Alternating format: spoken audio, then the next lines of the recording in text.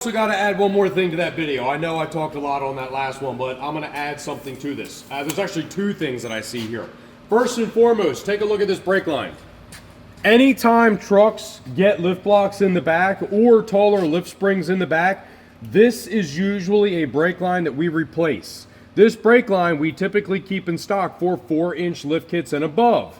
Why do we do that? Well, in this particular case, I do believe this truck has been lifted at least 4 inches or more. And this is just another reason why. Take a look at this brake line. It's pretty tight. It should be a stainless steel flexible brake line. That's what I like to put there. We just did one on Morel's truck, I think. I think we also did one on Tripp's Excursion. And the reason that we did it is because I don't want to see this brake line have tension on it like this, okay? When the suspension is fully decompressed, that should not be like that. And if it is, we should be reverting to a stainless steel longer modified one. With that being said, the other reason why I like to get rid of these style brake hoses is I like to put an upgrade in there of a stainless steel braided line that does not react the same way under pressure as this soft line. And let's be honest, when people are lifting their trucks, what are they putting on them? Bigger wheels and tires, right? So now the brakes really need to work better than what they did factory, right? Well, if you can eliminate the lack or the latency of your braking by getting rid of a soft brake line and putting in something that's a lot more rigid and is going to transfer hydraulic pressure better, that's what you want to run. Here's another thing I noticed. Your vent tube's hanging down. How good is your vent tube going to work when it's hanging down like this? Most often, these vent tubes are hanging down like this because the truck's been lifted and it's been lifted on a 2-post lift, and where it gets attached to up at the top with this little clip gets pulled off. Or maybe whenever somebody was doing the lift kit years ago on this truck, they pulled it off and they just didn't know any better to put it back on. Either way, a vent tube belongs well above the axle itself because it is a vent, okay? If this vent, just like a CCV line, if it gets fluid in it or it gets clogged, it's not going to be able to vent. It's not good. You'll start leaking out of the pinion seal. That's a very common thing we see. We see these things are gone, and then like mud daubers, like put little hole, build little hole or nests in the hole or whatever. Or we'll see where it gets gummed up with dirt and debris, and then the front pinion seal starts leaking, or the axle seal start leaking. You build pressure because this thing will get 150, 200 degrees while driving down the road. And if that happens, what happens to the air that's inside of there? Okay, so that's two things that I also see that I don't like about this truck right now. Let's move forward real quick on the same video. Come underneath. A lot of times when you lift a truck, you will have to put some form of a spacer right here so that it gives you a better angle. Let's take a look back here. Back up way over here. Back up way over here. Okay. 1 U-joint, 2 U-joints, 3 U-joints. You have 3 U-joints. They should be at minimum 1 degree each. At maximum 3 or 4 is really the most I want to see.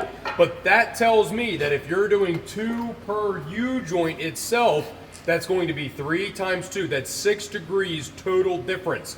So that means the output flange of the transfer case to the output flange of the actual rear differential, which in this case there is no flange, so we would put one there because we have an adapter over there for doing this, under normally loaded suspension, not while it's up in the air, okay? Under normally loaded suspension, you would be measuring the angle that all 3 of these U-joints are in. And what you would do is you would compensate here in the middle with a drop bracket or shims so that you can, like let's just say this one's 3, this one's 1, and that one's 1. Well, technically you have 5 total degrees that you have to work with. Don't put 3 on this one and then 1 and 1.